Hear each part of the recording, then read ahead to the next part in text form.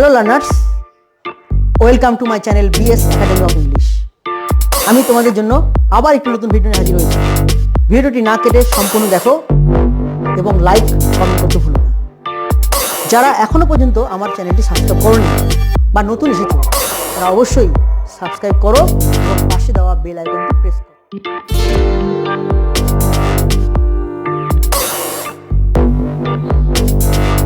Hello learners, আজকের ভিডিওটি গ্রামারের উপরে, মানে ইনফিনিটিভ।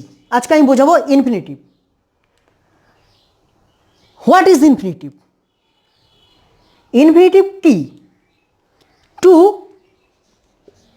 প্লাস ভার্ব এর প্রেজেন্ট ফর্ম, এটি হলো ইনফিনিটিভ। বাক্যে যখন কোনো ভার্বের ফর্ম সাবজেক্ট বা কর্তার কর্তৃত্ব প্রকাশ না করে ভার্বের কর্তৃত্ব প্রকাশ করে, সেটি হলো ইনফিনিটিভ। আর এই ইনফিনিটকে চার ভাগে আমরা ভাগ করতে পারি। এক নম্বর মানে number one, simple or noun infinitive. Number two, gerundial.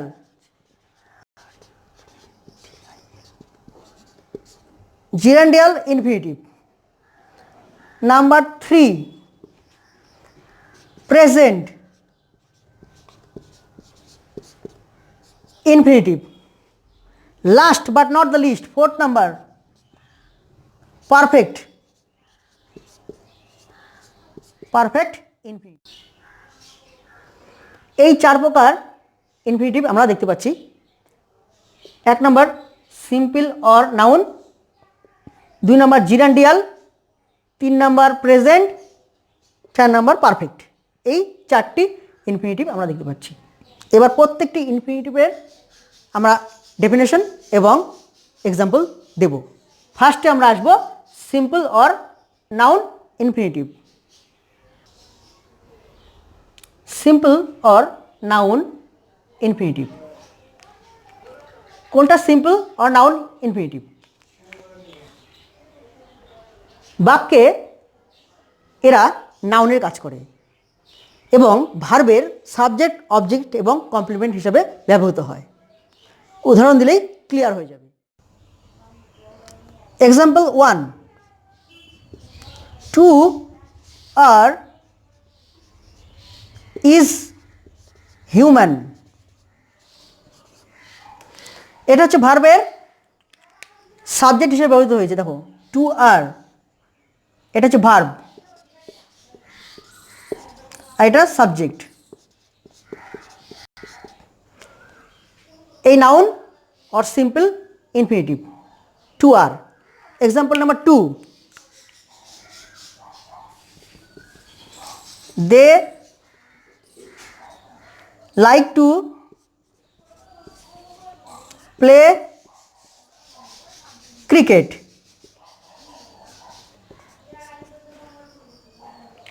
এটা হচ্ছে তোমার অবজেক্ট, ভার্বের অবজেক্ট। এই যে লাইক ভার্ব, টু প্লে, এই ফর্মটা হচ্ছে একটা অবজেক্ট হিসেবে ব্যবহৃত হচ্ছে আর এটা ভার্ব। তাহলে বোঝা গেল?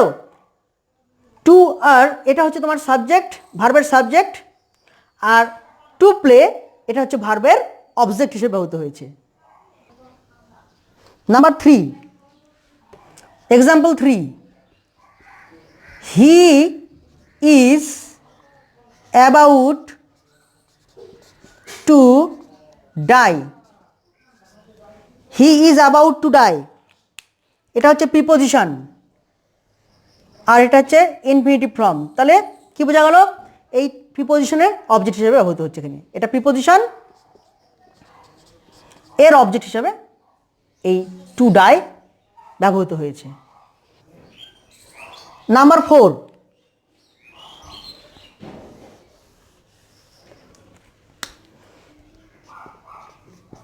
হি সিমস to be পোর। দেখতে পাচ্ছ হি সিমস টু বি পোর। এখানে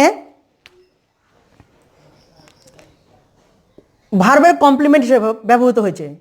এই টু বি এটা কমপ্লিমেন্ট, এই ভার্বটির complement. He seems to be poor.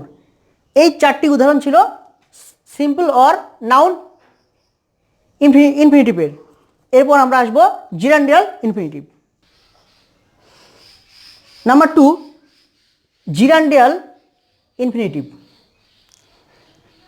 Gerundial infinitive কোনগুলো? যে সমস্ত ইনফিনিটিভ ফর্ম বাক্যে অ্যাডভার্ব এবং অ্যাডজেক্টিভে কাজ করে এবং এরা সরাসরি ক্রিয়ার সঙ্গে সম্পর্ক বোঝায় না, না বুঝিয়ে ব্যবহৃত হয়।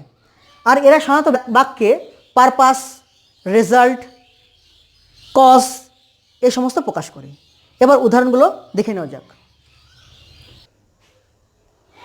এক্সাম্পল নাম্বার 1, দে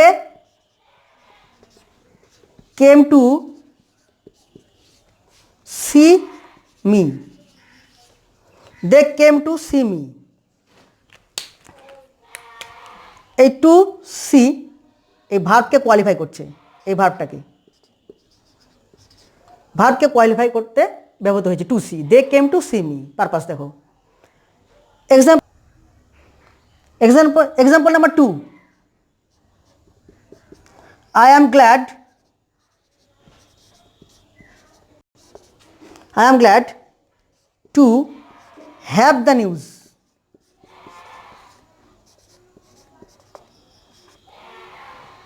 এই যে টু হ্যাভ দেখতে পাচ্ছ, টু হ্যাভ এই ইনফিনিটিভ ফর্মটি এই যে গ্ল্যাড অ্যাডজেক্টিভকে কোয়ালিফাই করছে। এই যে অ্যাডজেক্টিভ, এই অ্যাডজেক্টিভকে কোয়ালিফাই করছে। I am glad to have the news. Example 3, this is a house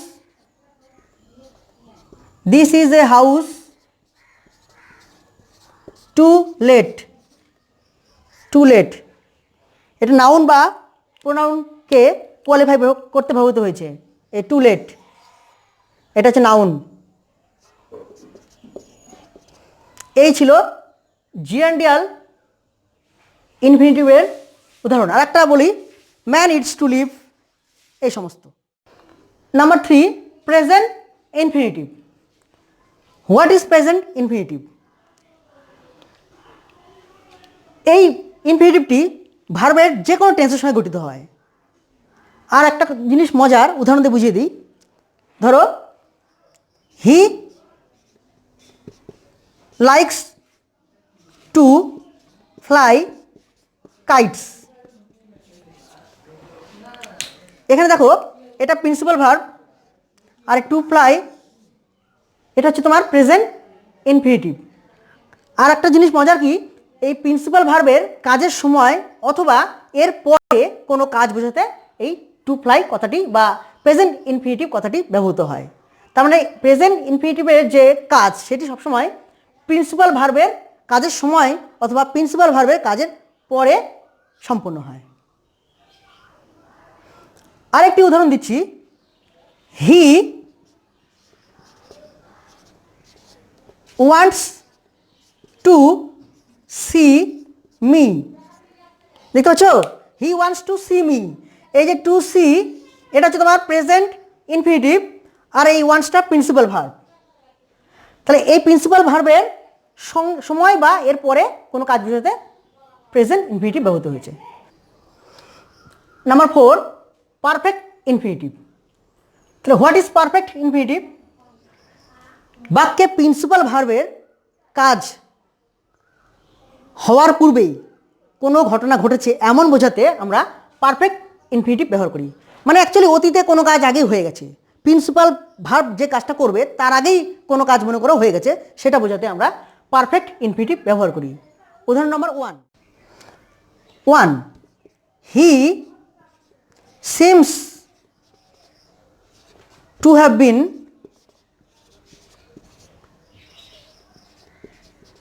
rich once. দেখতে পাচ্ছ, he seems to have been rich once. মানে তাকে দেখেই মনে হচ্ছে সে একসময় ধনী ছিল। তাহলে এই যে টু হ্যাভ